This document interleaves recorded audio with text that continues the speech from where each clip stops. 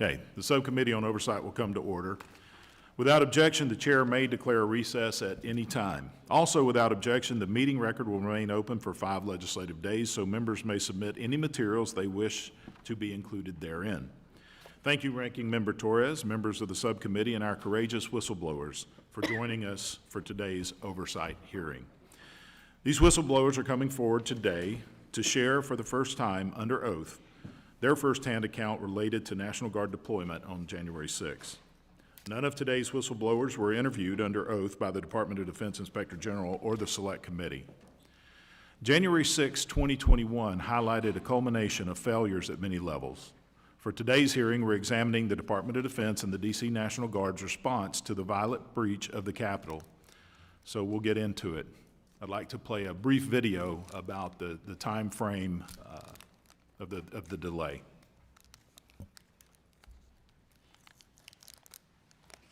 Is this the video we received just this morning? Last night, okay.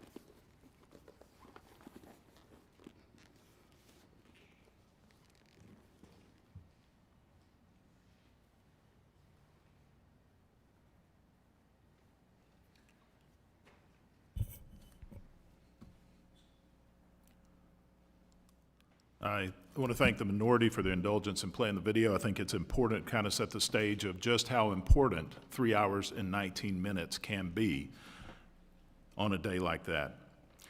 At a previous hearing, we heard testimony from former U.S. Capitol Police Chief Stephen Sund about the former Speaker and the congressional leadership delay of the U.S. Capitol Police's request for assistance. On January 6, 2021, at 1:49 p.m., the D.C. National Guard received the first request for immediate assistance from the U.S. Capitol Police as protesters started to gather and force their way into the Capitol complex. However, at this time, the Capitol Police Board had not officially approved the request. At roughly 2:12 p.m., protesters breached the Capitol and began assaulting police officers. Staffers and members of Congress were ordered to evacuate, including myself and others that are here today. Capitol Police attempted to secure members and clear the Capitol, but were quickly outnumbered. There have been many testimonies of that day, but one thing is clear: the U.S. Capitol Police requested and needed urgent assistance from anyone who would answer the call, including the Metropolitan Police Department and various federal law enforcement entities and the D.C. National Guard. However, there was a delay deploying the National Guard for over 3 hours.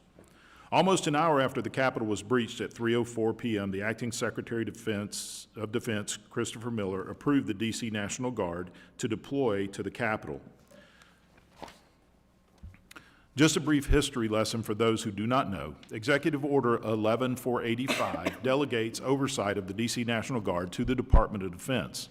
A 1969 memo further designates this authority specifically to the Secretary of Army.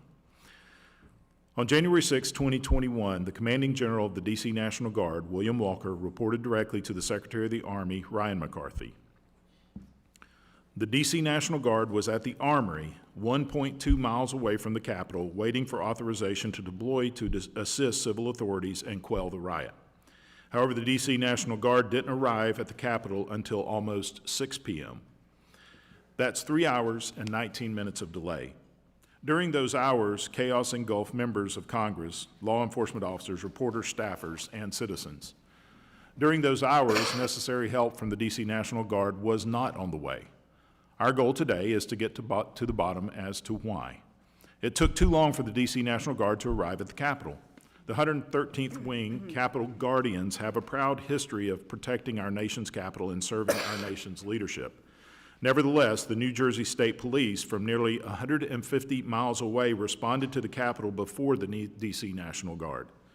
Additionally, the Pentagon knew that there was a threat to governmental operations because by 3:37 p.m., the Pentagon sent its own security forces to guard the homes of defense leaders. At 3:37 p.m., no D.C. National Guard forces were on the way to the Capitol. Throughout my subcommittee's extensive investigation into the events of January 6 and the Select Committee on January 6, we have uncovered concerning inconsistencies regarding the mobilization of the D.C. National Guard. Through phone records, firsthand accounts, sworn testimonies, and after-action reports we have gathered, there appears to have been a significant delay at the Department of Defense in either deploying the National Guard or communicating the order of deployment. Either way, the purpose of this hearing is to hear the D.C. National Guard story for the first time ever about the 3-hour and 19-minute delay.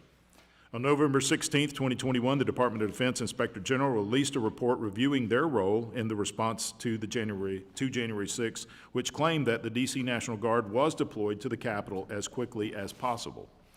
However, the report also credited significant delays in deployment to D.C. National Guard, Commanding General Major General William Walker, neglecting to mobilize after receiving orders. Specifically, the DoD-IG report concludes that the leader of the National Guard response, Major General Walker, received direction from the Secretary of the Army, Ryan McCarthy, to deploy the D.C. National Guard to the Capitol twice, once at 4:35 p.m. and again at 5 p.m. Major General Walker denies that either of these calls took place. Despite the many inconsistencies and contradictions of the Department of Defense's responsibility that day, the Select Committee on January 6 ignored these discrepancies despite them being shared privately by their own staff and barreled forward with the DoD's side of the story. Following the release of the DoD-IG report, multiple whistleblowers from the D.C. National Guard who were present with Major General Walker have come forward to share their experiences. According to their testimony, hours of vital response time were missed because senior Army officials had personal concerns regarding military presence at the U.S. Capitol.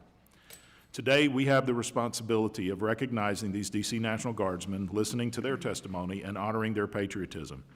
These brave men who showed up to defend the Capitol and were discarded and ignored when they tried to come forward. I reached out to the DoD-IG regarding concerns with their report and contradictory narratives. For nearly 2 months, I have not received any answers. Today, we will learn more about what happened that day regarding the delay. We'll hear a side of the story that has been ignored for too long. Most importantly, today, we will look into the future and make sure that our Capitol guardians, and our law enforcement partners are more prepared today than they were 3 years ago. We're only able to conduct this oversight because whistleblowers have come forward to share their stories. I encourage anyone to reach out to the subcommittee as our investigation continues.